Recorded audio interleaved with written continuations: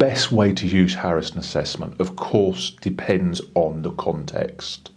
Are you using it for attraction, for development, for engagement, or for leadership? So for attraction, the first step is always defining what good looks like. What are the drivers of performance behaviourally? Because that's what we're measuring. We also look at what are the skills, the experience, the qualifications needed for the specific role. We call these the eligibility factors, and the behaviours are the suitability factors. So eligibility factors are very important because you need to have them, but they are not the drivers of performance. They're just the minimum you need. You've got to be able to have this qualification to be able to do the job, for example. And then we look at the suitability. So these are the behavioural traits. So these are the essential traits, those desirable traits, and those traits to avoid. Now, depending on how big the talent pool you're fishing in, depending on how many people have the skills that you're looking for, that will affect at what point in the talent attraction process you use the assessment. Once, of course, you've got them, then we're moving on to development. Again, what are the behavioural drivers of performance? What does good look like? Now, we can do this in two different ways. We have the job success formula, which is specific to a role.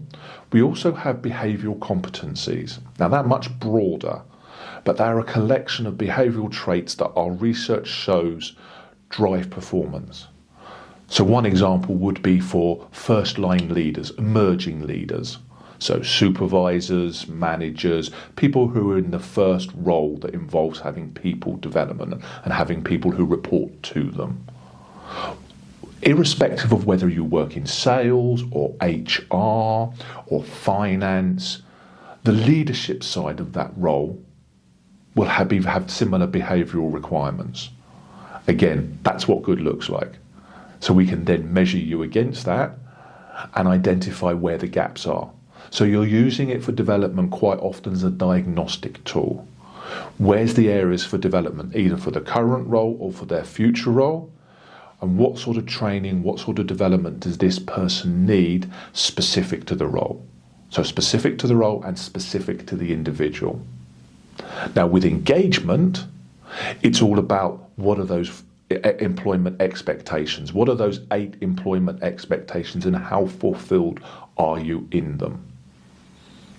Because if you just put the same thing for everyone, it will work with some people, but it's not going to work with everyone.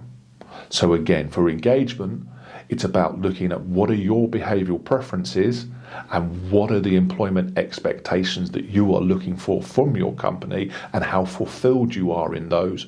And again, using it to diagnose what specifically you need to do for an individual, because what I want and what is going to help me become engaged is not necessarily what you look for from your employer. So we're all different. We all need different things to be engaged and fulfilled at work. And with leadership, it's about understanding my team. It's about understanding the people who report for me. How do they like to be communicated to? How do they like to be managed? How do they like to be developed? What is the best way to get the best out of this person? Using Harrison Assessments, it provides the information you need to be able to be more effective in those leadership roles.